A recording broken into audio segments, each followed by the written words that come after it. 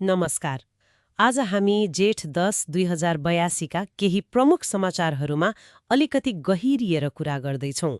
यसमा सुरक्षा, राजनीति अनि पुनर्निर्माण, अर्थतन्त्र, मौसम जस्ता विषयहरू छन्। हाम्रो प्रयास चाहिँ यी समाचार पछाडिका महत्त्वपूर्ण पक्षहरू के हुन् तिनलाई केलाउने हो।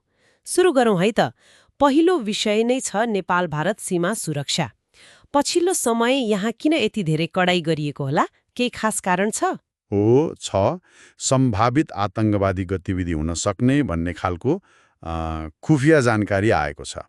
त्यसैले दुवै देशले मिलेर संयुक्त रूपमा सुरक्षा निगरानी बढाएका छन्। आतंकवादी गतिविधि कै कुरा आयो? हो, र यो केवल सीमा सुरक्षा मात्रै होइन नि, यसले दुई देश बीचको समन्वय कस्तो छ भन्ने देखाउँछ। अनि क्षेत्रीय शान्तिका लागि पनि यो महत्त्वपूर्ण कदम हो। साझा जोखिम, साझा सामना। हो, त्यस्तै भन्नु पर्यो। अनि यता काठमाडौँमा पनि सुरक्षा तयारी तीव्र पारिएको छ भन्ने सुन्यो नि।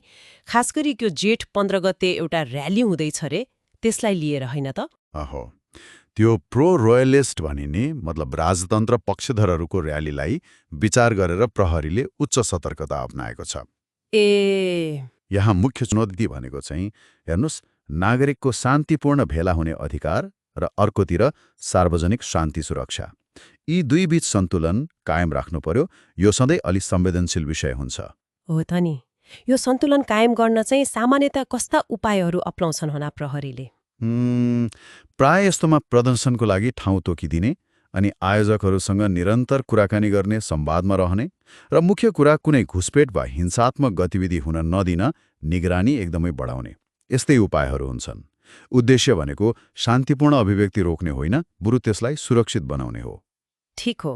अब सुरक्षाको कुराबाट अलिकति फरक प्रसङ्गमा जाउँ। एउटा सकारात्मक खबर पनि छ सिन्धुपाल्चोकबाट। 2072 को भूकम्पले भत्काएका मठहरूको पुनर्निर्माण, त्यो काम अन्तिम चरणमा पुगेको छ रे। हो, यो साँच्चै राम्रो उत्साहजनक खबर हो। यसमा खास गरी भारत लगायत अन्तर्राष्ट्रिय सहयोग पनि परेको छ। निकै महत्त्वपूर्ण रह्यो त्यो सहयोग। यसले हाम्रो भौतिक सम्पदा मात्रै फर्काएको छैन, हाम्रो सांस्कृतिक चिनारी, समुदायको मनोबल त्यो पनि पुनर्जीवित गर्दैछ। यो ढुङ्गा र माटोको मात्र पुनर्निर्माण होइन, यो त हाम्रो इतिहास र आस्थाकै पुनर्स्थापना हो नि। तपाईले अन्तर्राष्ट्रिय सहयोगको कुरा गर्नुभयो, त्यो महत्त्वपूर्ण त छँदैछ। तर कहिलेकाहीँ यस्तो सहयोगमाथिको निर्भरताले स्थानीय अपनत्वमा अथवा त्यो परियोजनाको दीर्घकालीन दिगोपनमा केही चुनौतीहरू पनि आउँछन् कि? तपाईँले निकै जायज प्रश्न उठाउनु भयो। एकदम महत्त्वपूर्ण कुरा हो यो। बाह्य सहयोग जतिसुकै महत्त्वपूर्ण भए पनि आखिरमा त स्थानीय समुदायको सक्रिय सहभागिता चाहियो। उनीहरूको अपनत्व, स्वामित्वको भावना हुनु पर्यो। अनि भविष्यमा त्यसको मर्मत सम्भार कसरी गर्ने, त्यसको लागि स्थानीय क्षमता विकास गर्नु त्यो एकदमै जरुरी छ। हो, नत्र त फेरि उस्तै हुन सक्छ। हो, दिगोपनको लागि यो सन्तुलन नभई हुँदैन। देशको अर्थतन्त्रतिर पनि हेरौँ न। चालु आर्थिक वर्षको पहिलो 10 महिनामा निर्यात व्यापार 72% बढेको भन्ने तथ्याङ्क आएको छ। 72%, यो त निकै ठूलो उछाल देखियो नि। हो नि, पहिलो नजरमा त यो आँकडा असाध्यै आकर्षक लाग्छ। तर यसको भित्तिपाटो अलिकति हेर्नुपर्ने हुन्छ। कस्तो भने नि, यो वृद्धिको ठूलो हिस्सा खाने तेल, विशेष गरी पाम तेल जस्ता वस्तुहरूको पुनः निर्यात मतलब रिएक्सपोर्टले धानेको छ के? पुनर्निर्यात पो हो। भारत र अरू देशहरू बीचको भन्सार दरको अन्तर छ नि, त्यसको फाइदा उठाउँदै नेपालको बाटो भएर यस्ता वस्तु निर्यात हुँदा हाम्रो तथ्याङ्क बढेको देखिएको हो।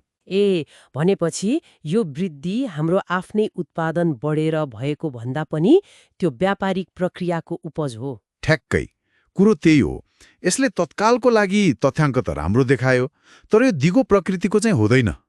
त्यो त हो। भोलि छिमेकी देशले नीति वा भन्सार दर अलिकति परिवर्तन गर्ने बित्तिकै यो व्यापार त स्वाट्टै घट्न सक्छ। यसले त झन् हाम्रो वास्तविक उत्पादनमूलक क्षेत्रको विकास कति जरुरी छ अनि व्यापारमा पारदर्शिता कति आवश्यक छ भन्ने कुरालाई नै जोड दिन्छ। यो त निकै महत्त्वपूर्ण विश्लेषण भयो। अब कार्यक्रमको अन्त्यतिर मौसमको पनि छोटो जानकारी लिउँ।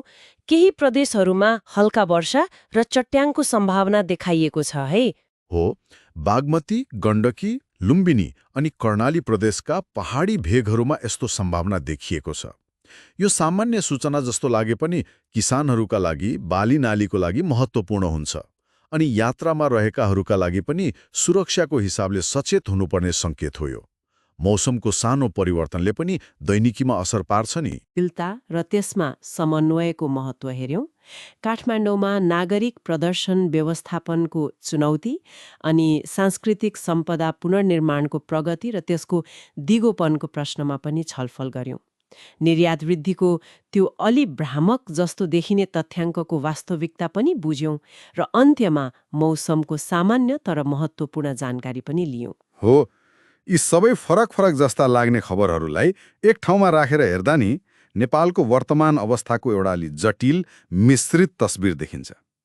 एकातिर सांस्कृतिक पुनर्जागरणको प्रयास छ, आर्थिक सूचकमा केही सकारात्मक देखिए जस्तो पनि छ, तर अर्कोतिर सुरक्षा चुनौतीहरू छन्, राजनीतिक प्रदर्शनको व्यवस्थापनको कुरा छ, आर्थिक संरचना कति दिगो छ भन्ने जस्ता गम्भीर प्रश्नहरू पनि सँगसँगै छन्, होइन र? बाटो कस्तो होला? के यी चुनौतीहरूलाई सम्बोधन गर्दै अवसरहरूलाई समात्न सकिएला? सायद आगामी दिनहरूको मुख्य चासो र हेर्नुपर्ने विषय यही नै हुनेछ।